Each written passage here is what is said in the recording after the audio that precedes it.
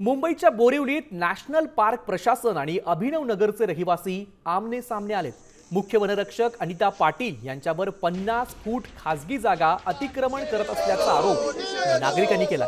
या दडपशाही विरोधात सुमारे 300 रहिवासी आंदोलनाच्या पवित्र्यात असून आमदार प्रकाश सुर्वे आणि नगरसेवक राज सुर्वे यांनी प्रशासनाला गंभीर इशारा दिलाय। वन विभागाची ही मनमानी खपवून घेतली जाणार नाही अशी आक्रमक भूमिका स्थानिकांनी घेतली आहे। यामुळे परिसरात तणावाचं वातावरण निर्माण झालं।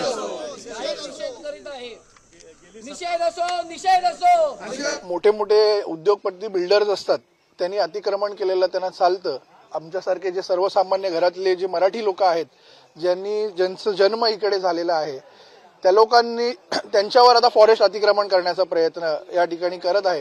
तो प्रयत्न आम्ही यशस्वी होऊ देणार नाही। आपलं आता जर आमचं ऐकण्यात आलं नाही तर आम्ही ह्याच्याहूनही तीव्र आंदोलन त्या ठिकाणी करू। जी घटना नॅशनल पार्कमध्ये घडलेली आहे त्याची पुनरावृत्ती मला वाटतं आज अभिनवनगरमध्ये सुद्धा होईल।